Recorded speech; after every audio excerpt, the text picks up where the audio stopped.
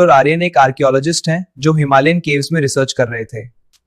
एक दिन उन्हें एक ऐसी गुफा मिली जो किसी भी मैप में नहीं थी।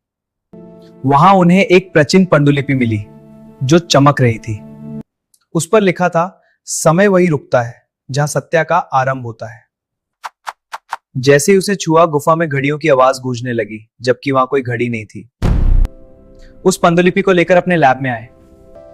उन्होंने देखा कि उसमें लिखे श्लोक वही थे जो उन्होंने बचपन में सुने थे, लेकिन उनका अर्थ कुछ और ही निकल रहा था। वहां लिखा था कि काशी के एक पुराने मंदिर के नीचे एक यंत्र दबा है जो सूर्य की पहली किरण पड़ते ही जागृत हो जाता है।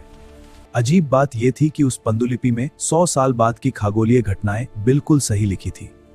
आर्यन जब काशी पहुंचे तो उन्होंने देखा कि एक मिस्टीरियस आदमी उनका पीछा कर रहा है। वो शख्स हमेशा गेरुआ वस्त्र पहनता था, लेकिन उसके पास लेटेस्ट टेक्नोलॉजी वाले डिवाइसेस थे। आर्यन ने उसे पकड़ने की कोशिश की तो वो शख्स एक पुरानी गली में गायब हो गया। वहां मुझे एक पुराना सिक्का मिला जिस पर 2026 लिखा था, पर वो सिक्का हजारों साल पुराना दिख रहा था।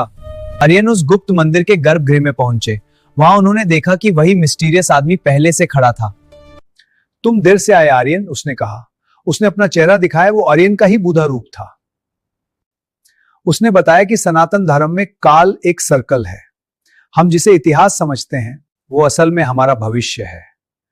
वो पांडुलिपि कोई पुरानी किताब नहीं, बल्कि एक यूजर मैनुअल थी जो बता रही थी कि कैसे मनुष्य अपनी चेतना का उपयोग करके समय की सीमाओं को तोड़ सकता है। अचानक मंदिर में एक तेज रोशनी हुई। आंख खुली तो समझ में आया मैं वापस हिमालयन केव में आ गया हूं। उनके हाथ में वही पांडुलिपि थी, लेकिन अब उसके पन्ना खाली थे। सिर्फ एक लाइन लिखी थी, सत्य वही है जो तुमने देखा, पर ज्ञान वो है जो तुमने अनुभव किया।